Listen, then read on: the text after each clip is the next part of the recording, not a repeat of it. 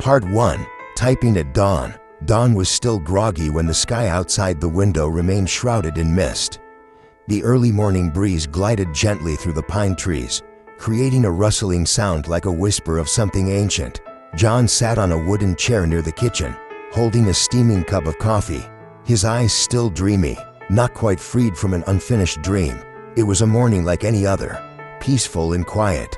But then, clink-clank, the sound of metal hitting the stone floor rang out like a cold cut tearing through the silence. At first, John thought he must have heard it wrong. Maybe a gust of wind had knocked something over in the yard. But less than 3 seconds later, another sound echoed softly, like the gentle, rhythmic chirp of a grasshopper. Sharp and deliberate, not the scraping of a cat's claws against a door, not the scratching of a dog. It was something smaller, more delicate, but stranger too. He stood up, his heart pounding in his chest, not sure if it was from curiosity or fear. The wooden door creaked as he opened it. The morning air rushed in, cold, damp, carrying the scent of earth and decaying leaves. And then John saw it. A raccoon stood there, right on the wooden step, less than a meter from his feet. Its eyes shone brightly in the dim light like two vivid amber gems. Its tail was fluffed up in a defensive posture, but its face did not look threatening. Instead, it seemed to be waiting. From its small mouth, something dropped, plink, a rusty key. The raccoon bowed its head slightly, as if performing a strange gesture of giving, then turned and fled as swiftly as it had come, leaving the heavy metal object lying in the first patch of sunlight of the morning. John bent down and picked up the key. It was cold and rough, the rust staining his fingertips red. An old, ordinary key, no different from hundreds of others discarded in antique shops. But what froze him in place was not its appearance. It was the feeling that something was beginning.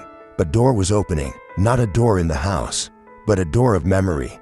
He retreated inside, closed the door behind him, his eyes fixed on the key lying in the palm of his hand.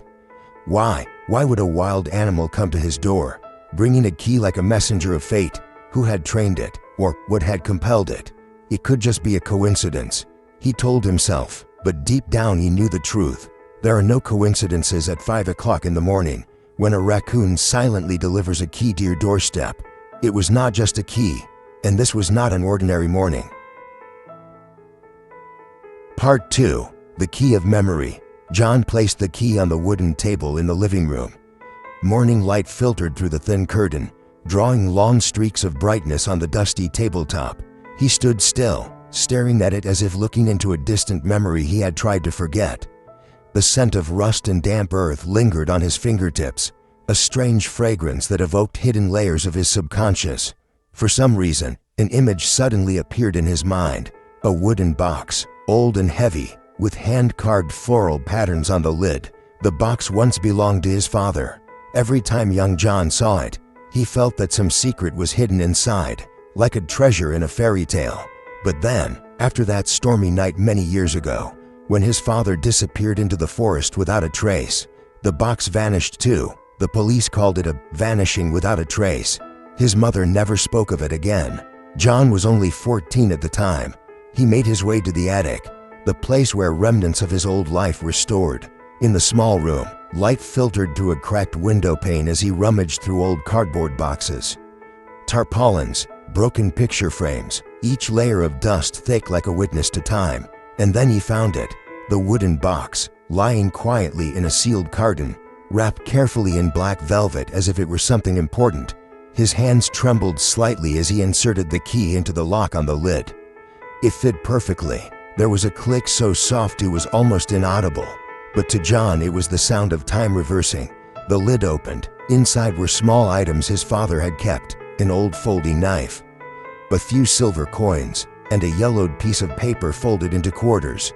John opened the paper. On it was a strange symbol, hand-drawn in black ink, circular like a seal, with spiral motifs surrounding a central key shape.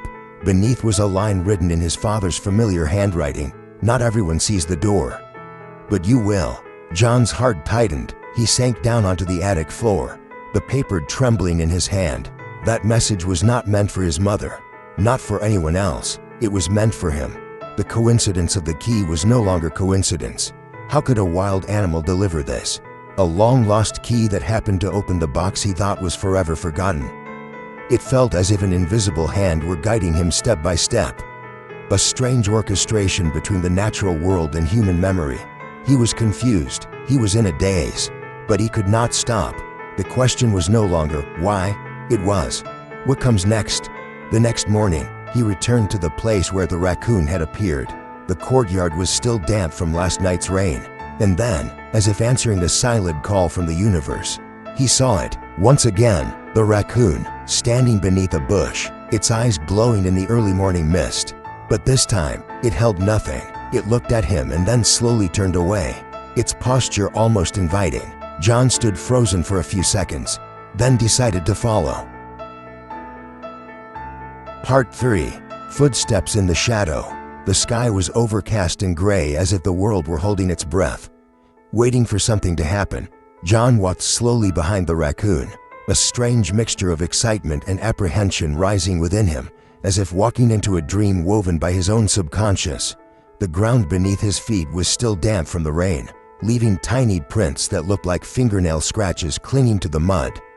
Every step the animal left behind felt like a cryptic sign, as if drawing a map only he could read. It did not fear, it did not flee, it did not look back. It moved quietly toward a narrow path out of town, toward the edge where people avoided speaking, an old warehouse district long abandoned. John had never set foot there since his adolescence. In his memory, that place had once been a freight depot for the railway, later shut down and left deserted. But today, under a layer of mist, it looked like a tired giant curled up in the silent valley. Moss-covered brick walls, collapsed rusty corrugated roof, a few broken glass panes like cloudy eyes watching his steps. The raccoon stopped by a wooden door at the back of the warehouse. It tapped gently with its claw. Knock, knock, knock, the sound chillingly familiar. It was the same scratching from that first night. John swallowed hard, his hand touching the cold, damp door. A gentle push, and the hinge groaned like a lament from old ghosts. Inside, darkness. A musty smell hit him immediately. Stifling and haunting, he turned on his phone's flashlight. The weak beam illuminated rotting wooden shelves, toppled crates, binds creeping through cracks like time's hands gripping everything.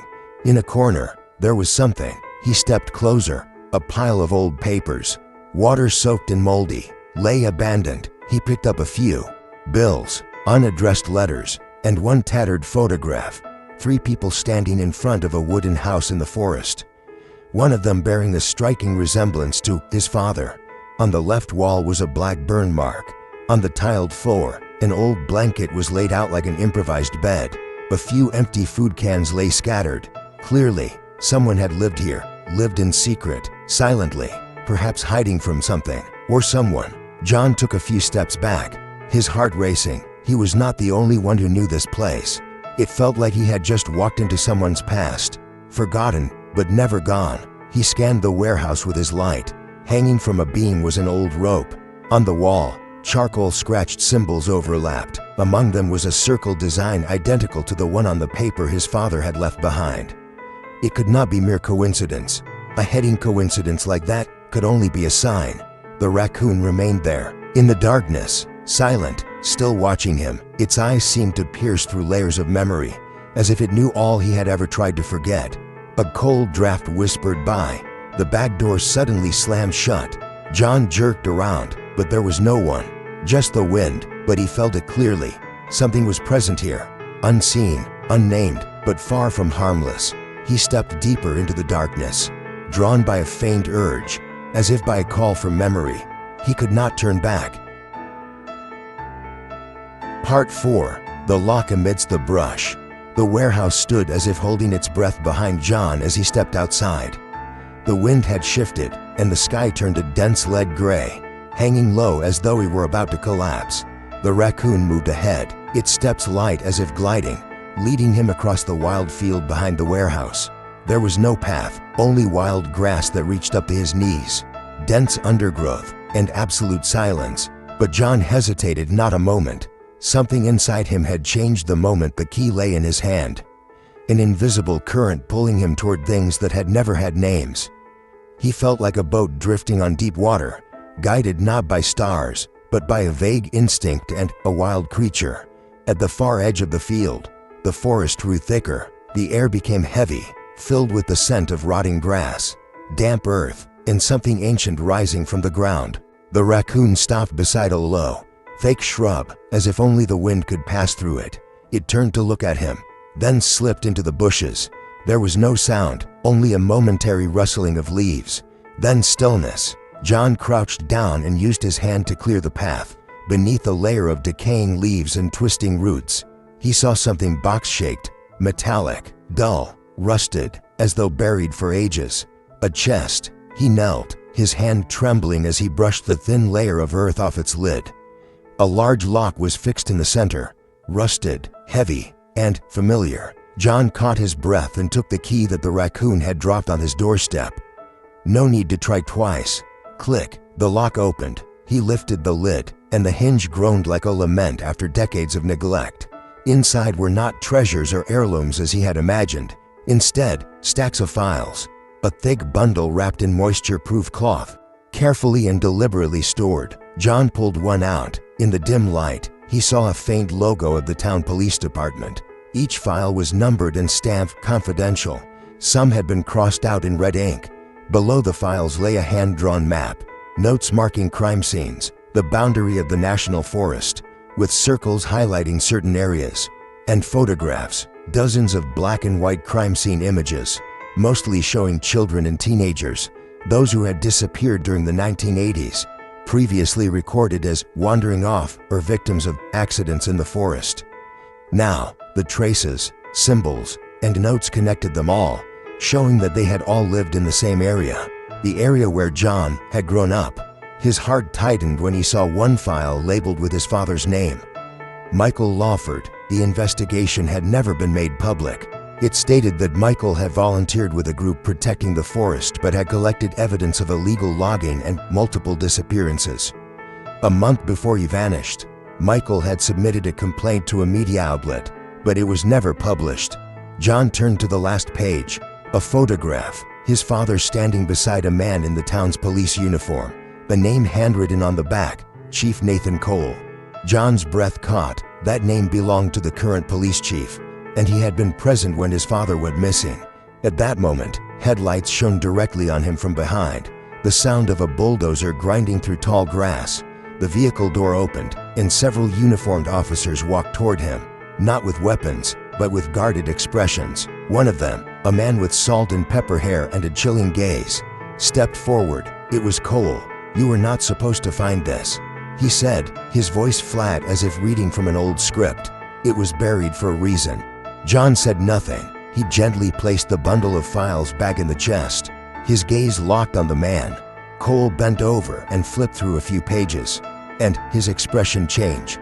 In seconds, his feigned calm fractured. He turned pale as if staring into a ghost from the past. A young officer behind him stammered, voice shaking, "My God, these are the cases where we never found any bodies." The air weighed heavy, as if the forest itself was holding its breath. Every leaf, every droplet of dew, every breath, witnessing the truth being uncovered. "What are you going to do with this?" Cole asked, his tone shifting from commanding to pleading. John knelt and carefully closed the chest. He stood, facing those who once held investigative authority. He realized that in his hands lay the line between silence and justice. He could hand it over, he could bury it again, or he could fling the doors wide open, revealing to the world the truth buried beneath soil and blood. In the distant forest shadows, the raccoon sat quietly, watching him, and John understood this was the moment that everything changed, not just for him, but for the soul still unlaid to rest. Part 5. The Eyes That Turn Away. Dusk had fallen by the time everyone left the scene. The police had seized the chest, and the files were sealed in evidence bags. No one spoke much. Even Cole, the man who had once controlled every situation, quietly climbed into a vehicle with his head bowed, his face drained of color. John stayed behind, standing alone in the rutted field marked by tire tracks, his shoes caked in mud. In his hand, he clutched the single piece of paper he had kept, the one with his father's handwriting. "Not everyone sees the door, but you will." By then, that door was no longer just a lock. a chest, or a decrepit warehouse. It was the door inside him of memory, truth, responsibility. By opening it, he had found not only the answer to the past, but also accepted the burden of the present. He turned toward the forest's edge, searching for a familiar silhouette. The raccoon was no longer there. John took a few steps into the trees, scanning his surroundings. Fallen leaves were soft underfoot. The wind rustled through the branches, carrying the damp scent of earth and secrets yet to dissolve. Then, at the forest's edge, he found it, only a small shadow, half hidden among the bushes as though part of nature itself. Not a separate creature. The raccoon stood there, turned back, its eyes shining in the last glow of day. That gaze, neither frightened, nor pleading, nor expectant, just silent, profound, and grateful. John moved a step closer, but it slowly turned away, walking with light, wind-like steps. There was no sound, only a fading shadow among the trees. And then, it was gone. On the ground where it had stood, a small footprint remained. John knelt to examine it. Nothing remarkable, just 5 toes fanned out, pressed into the wet mud. But in his heart, it was a silent farewell, a mark left by an unnamed messenger. He stood in stillness for a long moment. Within him, gratitude and remorse intertwined like rippling waves. How had it known of this secret? How had it found the right person? Why him? Perhaps he would never know. But one truth was clear: he was no longer the same. From the place of doubt, he had learned to trust, not in miracles, but in the fragile bond between humans and the natural world, in the power of a small, seemingly insignificant creature to alter human destiny without words, in the existence of those doors that only those willing to see with their hearts could ever open. That night, John did not sleep. He sat in the living room with a cup of long-forgotten coffee. Now cold, outside, fog drifted past the window. On the table lay the rusty key, useless, yet the silent testament to an unforgettable journey. Part 6. Truth guided forth. In the days that followed, the small town slumbered. No press coverage, no public meetings. Everything unfolded quietly, like smoke breathed out and dissipating into the air. But John knew that, from the moment it began, an undercurrent had been set into motion. Chief Cole retired early, without goodbyes. Some old files re-emerged unexpectedly. Families who had lived through the pain of unsolved disappearances began receiving letters of apology. Belated explanations. No one knew exactly what had happened, nor who had uncovered the evidence. But John did not care about recognition or acclaim. What he felt was relief, as though one soul had at last been set free. Not just his father's, for his own as well. On his final night in town, before returning to the city, he stood on the porch where the story had begun. Night wind rustled the trees, carrying the chorus of insects through the air. He gazed down at the wooden floor where a key had once dropped, and wondered, was it my imagination? Could it have been coincidence? But then, in that moment of stillness, he remembered that gaze, the raccoon's eyes, not a random look, a deliberate one, quiet, deep, as if it had understood more than any human ever could. A gentle smile curved his lips. Not everything in life can be explained. Not everything we see arises from reason. Sometimes, salvation comes from the smallest, most unfamiliar beings, creatures walking through the forest, observing us from the edges of the world, and somehow, understanding the pain we dare not voice. John left town early the next morning, carrying with him a newfound peace. He never told anyone about the raccoon, not because he feared disbelief, but because he believed. Some things do not need words to be believed, they just need to be felt. And perhaps, on some future morning, on the doorstep of another house, the clink-clank of metal will fall again, and someone, lost in the darkness of life, will be guided home.